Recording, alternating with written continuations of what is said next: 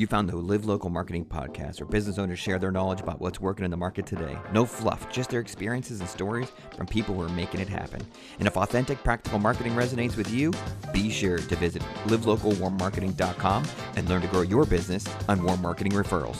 Now, on to the show. Welcome. Thanks for joining the Live Local Marketing Podcast. Today, we're Joel. Sir, how do you feel today? I'm doing great, Billy. How are you? Doing awesome. So let's get right into a little bit of background about Joel and then start picking his brain. So Joel, he's the CEO of ASP, and he helps local brands, home service businesses scale from 6 to 7 figures using strategies that actually work in today's market. What makes him different is while everybody's chasing viral trends, he focuses on the 3 pillars that actually drive sustainable growth for local businesses. 1, smart marketing that converts local markets. 2, the real relationships that create lasting growth. And 3, strategic AI implementation without losing the human touch. So there you go. A little bit of background about him. Joel, are we ready to get the barrage of questions? Let's get after it. All right, man. The first one, talk to us about a time where you had a loss that turned out to be a win. Yeah. We'll talk just even in our own company. We had a situation early on after, our company, my original marketing company was acquired by ASP. We moved in about 6 months, maybe a year into it, and leads were starting to dry up. We were having a hard time generating new leads, getting people to stick around. And come to find out, one of the partners that was head over sales just stopped selling, and he didn't tell anybody. He was going to the networking meetings, but wasn't trying to push our product or service. And it came to light that he's just like this. I just don't believe in the company. I don't believe in our process. And, that's it. And it put us in a really, really bad place. Instead of being open and giving feedback and talking to us as partners about where they were at, they were just decided to stop doing what they were supposed to be doing. So it put us in a bad spot. We nearly went under. Had to pretty much start the company from scratch about 2 years ago.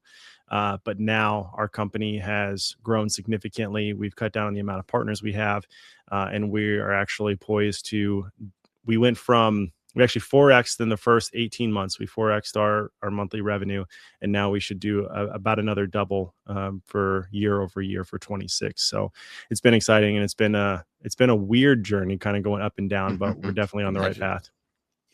So you said you stopped doing networking events and things. So what do you still do networking events? Is that kind of one of the pillars of your marketing right now?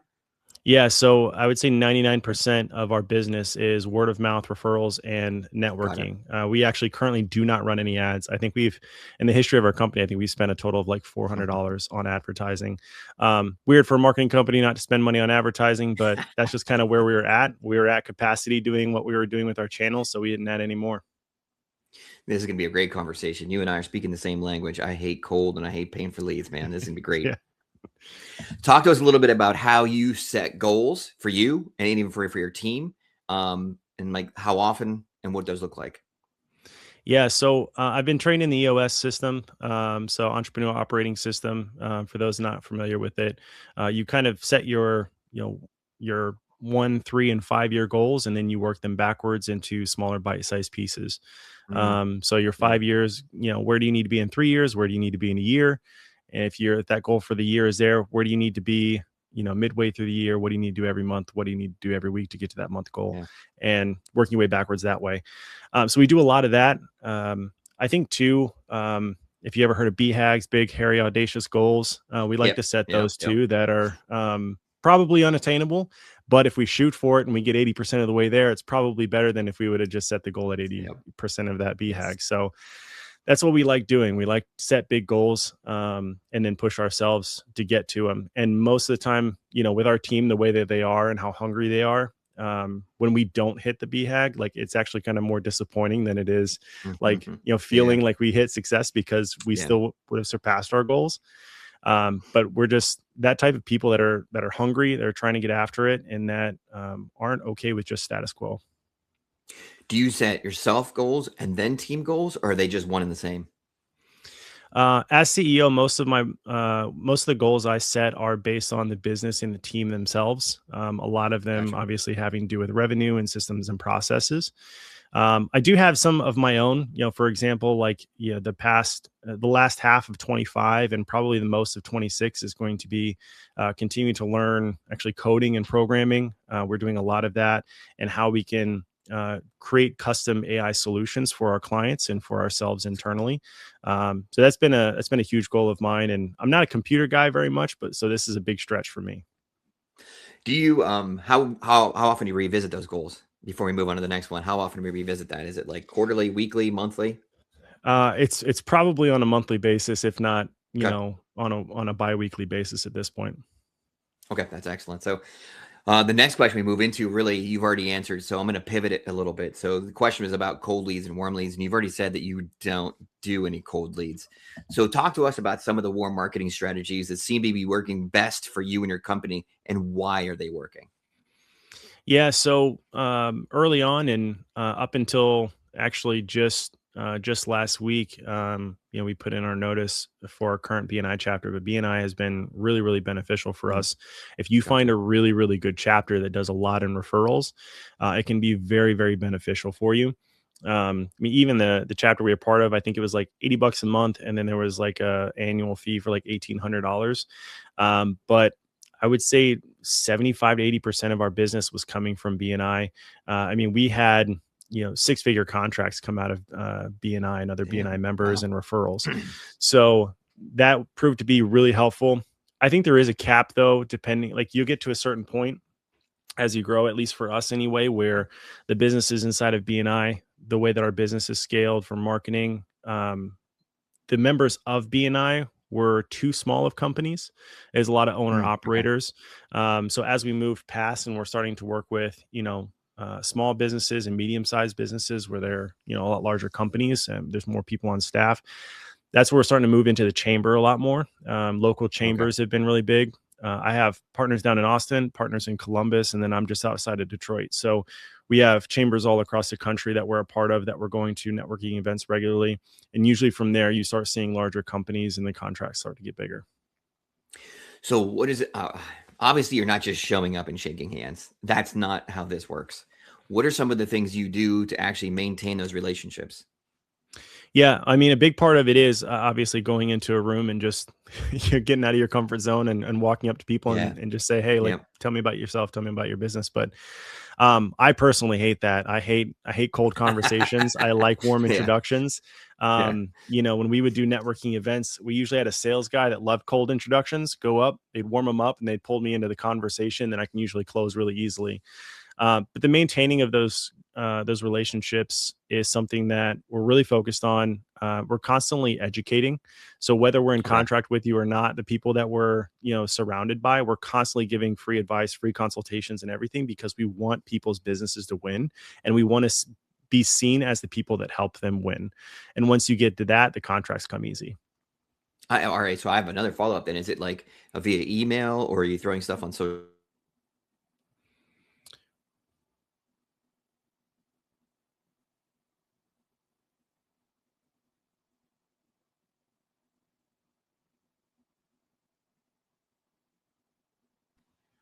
Did we lose you there for Oh, a second? yeah, lost you for a second. It's really windy here, and it's been like kind of kicking in and out. Like it's tough. Sorry Yeah, about that. that's all right. So want me to do that question again? Yeah.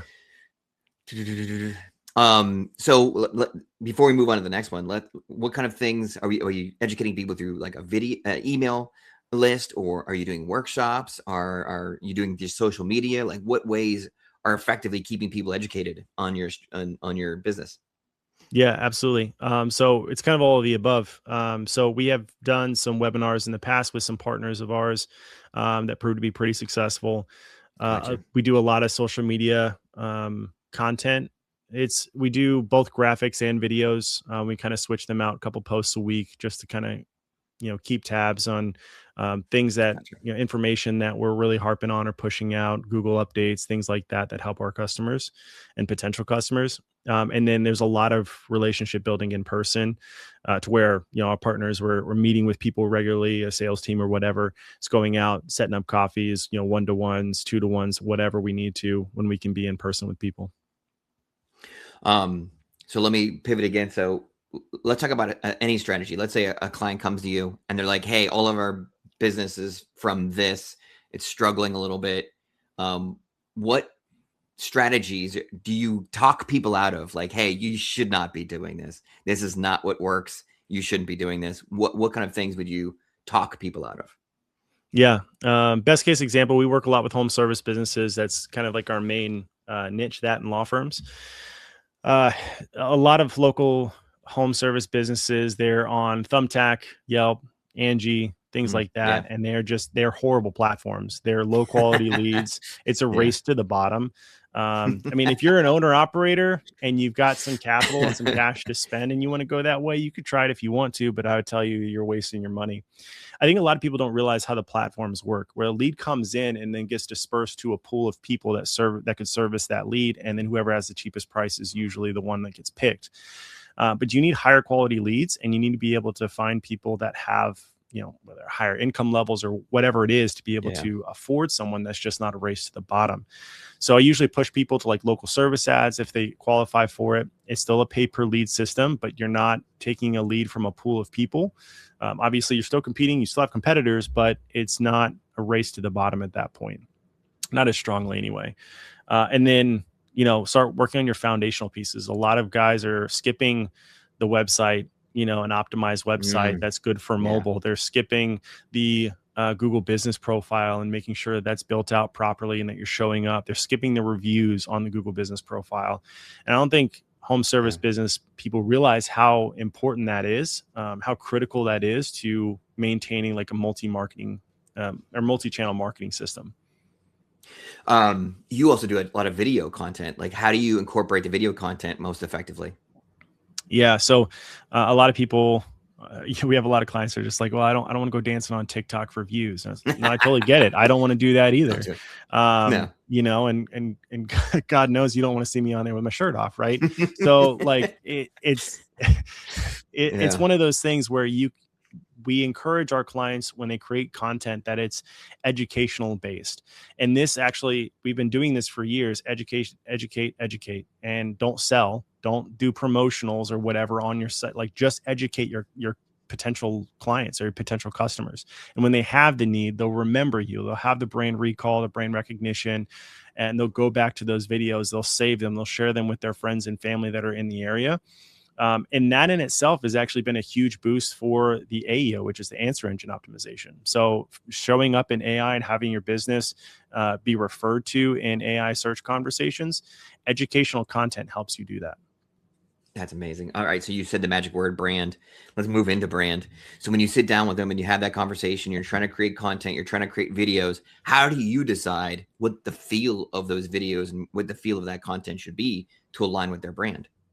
A quick break before we get to that next answer, because I know that answer is going to be brilliant, which is why I chose this moment to interrupt. If you love what you're seeing and you want to run your business off of warm marketing referrals, visit our website, livelocalwarmmarketing.com. It's got valuable resources, office hours, memberships, the book, an array of resources to help you get rid of cold calls, cold leads, door knocking, and run a business you can be proud of through referrals and warm marketing. Now, back to the show. Yeah, so we do really, really deep competitor analysis. We've actually currently right now building a custom tool for us to use internally that does extreme scraping in detail of competitor analysis, where their weak points are. And that's where we develop our SEO strategy and our social media content strategy from. So we find out what our competitors are not doing well, or if they are doing something well that's in a high volume keyword or whatever it is, then we pretty much overwhelm them with the amount of content that we're putting out about that specific topic. And that in itself has been able to really help our clients, not only grow on social media, but also start warming up their clients and potential customers in their area to, whatever service provision that they offer. The white space. That's the phrase, right? Their white space. You go into the competitors, hop in that white space and start filling it up. Yeah. So what happens when somebody comes to you and they're like, this is my brand, and you look at it and you're like, nope, sure isn't.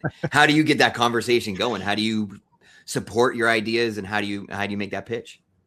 Yeah. So I think a really big part of it, and this is something you won't get from a lot of marketing firms, at least not any I've seen, and I've talked and met with and worked with a lot, is there's no really a relationship built with the client. They're a service provider. We used to have a saying, we provide solutions, not services. And really building that deep relationship, finding out all of the issues about the business, and then presenting it to the customer and saying that like, these are all the issues that we found, and this is where we should be going with this to unify everything. A lot of guys have, guys and girls in their businesses, they have 3 or 4 different vendors for different marketing things. But oh, they're an expert at email. Oh, they're an expert at LinkedIn outreach. The problem is nobody's talking to one another. So there's no comprehensive marketing plan that's happened. Everyone's just kind of siloed in their own thing, going after whatever their own goal is to make their reports at the end of the month green. And that's been a huge eye opener for us as we work with more and more clients of like, this is why people are failing, is they're hiring all these marketing people who are good in their field, but if they're not working together as a team, then ultimately it fails. That's excellent. All right, so let's move into that one. So the next question is going to be, talk to us about the best marketing advice you've ever received from somebody. You obviously know a lot of stuff. So yeah, you obviously know a lot of stuff. You had to have gotten some of these things from somewhere, probably some experience. But again, what's the best marketing advice you ever given? Man, I would say right now we're definitely in a world of personal brand. So even bigger companies need to have some sort of face to them. People will connect better with the face. We did this early on as a marketing agency as well, but when we were working with a kickboxing gym, they did a bunch of like class-based kickboxing, like workout stuff. And the people were amazing. Like the staff was amazing. The owner, she was super sweet and she was an amazing person, but nobody knew them. They would just see the content that they would put out on social media, but no one was putting their face on social media. No one was talking or anything like that. So one of the biggest things I said, you guys have to adjust your strategy. You guys should be at least one coach 2-3 times per week, rotate whatever days, whoever's working, like spend, 60 seconds or spend 5 minutes, go live on Instagram, spend 60 seconds, shoot a video for your stories or for like a Reels post or something, introducing yourself, talking about yourself, talk about the gym, talk about like the classes you're excited about coming up, let them hear your voice. And so when people come in for their consult, they're coming in and they're like, oh, I've seen you before. Oh, you're the person on social media. Oh, I know your voice. There's a familiarity there. And it breaks down that barrier of, I don't know what I'm walking into. I'm not going to know anybody like this, this kind of apprehension to maybe following through with this consult or with this free class or whatever. And that same concept can be, you can copy and paste that into whatever your business is. I don't care if you're a plumber. I don't care if you do pest control. Get out there, put your face on it, talk about your business, talk about your clients and, how you're helping them, educate them, and people will be way more inclined to work with you. Do you have any tips or tricks for that person that doesn't want to be on video, but darn well they need to start getting on video? Do you have anything like pep talks or strategies or anything that you can give us? Get over it. I don't know. That sounds pretty dry. I don't know. If you have people on your staff, find someone that does want to do it. It doesn't have to be you as the owner. It doesn't have to be your face. Just find someone that's good on camera and that's passionate about it. If you don't have that person, try to get good at it. If you really, really suck at it and you don't have time to do it, then maybe you probably have broken processes that you need to fix or whatever. But I would say just do your best. Put stuff out there. That's the benefit of being able to upload edited videos. Take your time, create some content, find one that you do like and put it out there. But I don't even think it really has to be complicated. We have a home inspector out in Seattle. He posts 6 days a week of him just posting about things he finds in home inspections. And then it's not always, it's so much fun. And like, it's not even that there's a bunch of issues every time. Sometimes the houses are great and he's like, look, I found some really cool stuff. Or look, I'm down in this crawl space and here's this like 100-year-old football cleat. Like, this is kind of cool. And it's just like him talking to him. He's like, I just found this. Thought this was cool. That's the video. And that's it. And it gets thousands of views because people like seeing stuff like that. They like seeing about the job. And if you have something that you can add, again, back to the educational value of, hey, this water heater, it doesn't have a drip pan and it doesn't have a water alert or whatever. So if it starts leaking, just educate them on what you already know and it'll make the world a difference. So in the very, very beginning, we talked a little bit about your biggest loss. And in that, you talked about how the company almost went under and you had some struggles and so forth. Talk to us about how you built that confidence back up to now have a nice, successful business, because there's a lot of folks that are right now kind of struggling a little bit and they could use some tips about the confidence level that you're currently at. Yeah, I think one, you have to find the right people. Just because, like that. if someone's good at what they do doesn't mean they're the right fit for the company, and they're not the right fit for that position. You mean, there was a time, I mean, you ask, one of my other partners, he was CEO before I was, and he was doing a lot of account management, and he'll tell you first, like, people are not people. I don't do well with people, and so having him, working with the clients wasn't always the best, the best situation. Yeah. But you find people's strengths that work inside of your business. You put them where, their strengths are best utilized, their time is best spent, where you get the most value for their time. But again, even if somebody's really, really good at something, it doesn't mean they're good for your business. So I think that's probably the kind of the biggest lesson that we pulled out of that. Do you like give them like a trial period then? Like, hey, 30 days, 20 days, 50 days. Like, it's not easy to know if somebody's the right fit right away. They may have to get their feet wet a little bit. They're going to make some mistakes. Like, do you have like a window, or how does that work for you? Usually do 90 days. Depending 90. on the Okay. position, we might do like part-time for 90 days. And then if it Hmm. works out and the work is there, then we'll increase the time. And we tell them that up front as well. We don't do a ton of hiring because we've built some really incredible systems internally that allow us to scale without having to add additional bodies, which has been really cool for us in learning all of that. But I know that that's not everybody's business. Yeah. You want to do more plumbing jobs, you got to hire more plumbers, you got to hire more apprentices, and you got to work them through a Yeah. program. So like, it's not the Yeah. same for everyone. You can't just apply programs to your workload. But I would say that if you can find people that, okay, they've got a good lay of the land, they've got a good foundation, and you can build off of, I think that's really great.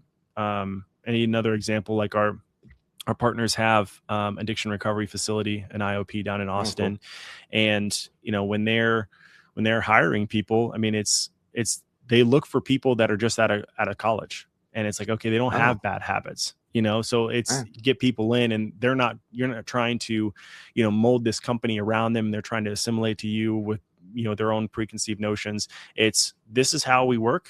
You don't have the background experience. We're happy Mm. to spend the time and take the extra time and effort to teach you, and this is how we do things, and that way you don't have to try to undo things before teaching new things. Yeah, if only there was a magic wand, right? You could just like tap and look into the future and be like, yeah, you turned out to be great. Let's go. Let's do this, right? But Right, it's not the way of the exactly. world. Yeah. All right, awesome. I appreciate all your help today. I think we went over a lot of different things. A company that has gone from struggling and built themselves back up and put ourselves on the bootstrap, and obviously very successful and doing great work. Your website was amazing. I checked that thing out too. It's a lot of interaction, a lot of really cool details too. So be sure you check that out. So before we get to your outro, where we talk about the business and give you the opportunity to tell people where to find you, be sure that if you're enjoying this, you like and subscribe, because check out the other videos we have too. Lots of great entrepreneurs and lots of fun people. So Joel, if you could just take us out, talk about a bit about the business and where they can find you. Yeah. I mean, we've talked about ASP a little bit, but we're a full service digital marketing firm focused most specifically on home service professionals and law firms. However, we do work with all kinds of local service businesses all across the country. Our focus mainly with home services and law firms, usually we see revenue barriers annually about $1, $3, and $5 million. Once they get to kind of that point annually, they get stuck there. Our system, we're less of just like a servicing or like marketing firm where we just, here's channels you should do, and we're going to provide that service to you. We have a full fractional C-suite that we can install into your business to help you with operations, with finances, tax planning, accounting, bookkeeping. And we do obviously all of the online platform for marketing for multiple channels. But we're really focused on working you through the system of breaking those revenue barriers of 1, 3, and 5 million. Our biggest success case coming out of 2025, we had an inspector client up in Seattle that we talked about earlier. They were stuck at 3 million for 3 years. Last year was a flat year for real estate, and they did over $1 million extra in profit. So they hit 4.2 last year, and they're on track to do over 5 million this year. So that's kind of the point of our program, is to come in, help install the right positions. We start executing on the right services. We get you in the right channels. We generate the leads. We've helped people with sales process, with acquisition, again, accounting, finances, operations. We can build custom AI tools depending on the needs of the business to help really push them to that next level. And whether they're looking to eventually grow and exit their business, which we have a joint venture. If you're looking to exit your business, we can potentially buy into it. Or if it's just to scale it, past $10 million in annual revenue, we have the team to do that as well. That's amazing. And then people would mainly go to the website. Is that the best place to get you? Yep. You can go to aspbranding.com. You can also Perfect. email info@aspbranding.com. You mentioned Okay. earlier, we do have a newsletter as well. So if you email newsletter Awesome. at aspbranding.com, we can get you subscribed to that. Awesome, man. All right. We appreciate your knowledge and your expertise today. We appreciate you, and we'll see you next time.